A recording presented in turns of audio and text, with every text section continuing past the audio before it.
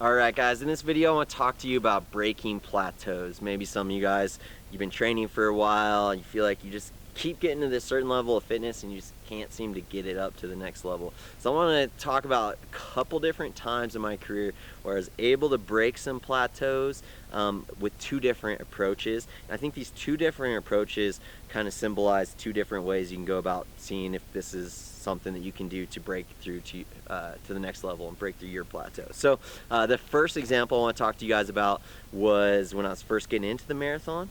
So I was coming off some I was kind of plateaued in the 5K a little bit. So I ran 13:16 my senior year at Stanford. Then my first year as a pro runner, I think I was like low 13:20. So I got to basically the same kind of fitness, but wasn't progressing on the track.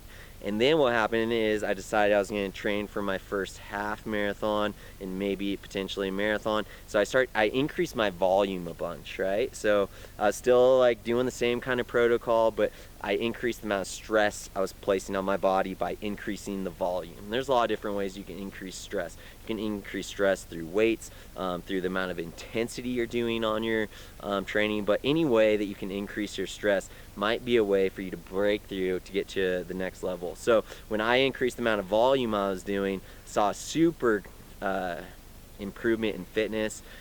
Shortly after so I've ended track season in the summertime. 6 months later, fast forward, after just introducing new volume that I'd never done before, long threshold runs, marathon training, which I'd never done before. All this was kind of new stimulus, and that's a big thing, right? Is introducing new stimulus that your body's not used to. After doing that, set the American record in the half marathon 6 months after. So that was one plateau I was at.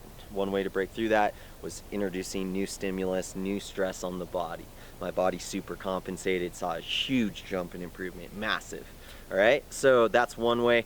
Another illustration, fast forward, I'd been doing marathon training for a number of years. I've been having really good results. I had been to 1 Olympic Games, run 2:06 in the marathon. I had some really good success with the training I'd been doing. But I was kind of starting to see a little bit of a plateau there where I wasn't seeing a ton of growth. And then what happened was I left the Mammoth Track Club and I just tweaked my training just a little bit. And the biggest thing I did is I started to take 1 day off per week. So my volume actually came back down, right? So I'd been doing that high volume that I became accustomed to in marathon training, and I actually backed it down by 1/7 because I was taking 1 day a week off, which I typically didn't do. So I was giving myself a little bit of extra rest. My volume is coming back down. I also spaced out my workouts just slightly more than I typically would. So typically I do 3 workouts in a 7-day cycle. This time I did 3 workouts in a 9-day cycle. So it's just a little bit more rest than I was typically getting, and saw huge compensation in my body from that additional rest.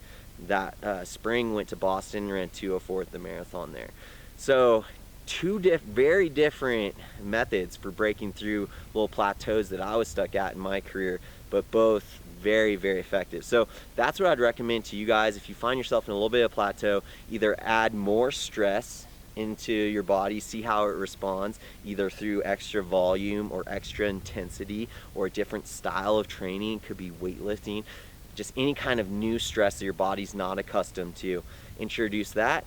If that doesn't work, then try resting just a little bit more than you're accustomed to, a little more than you're used to.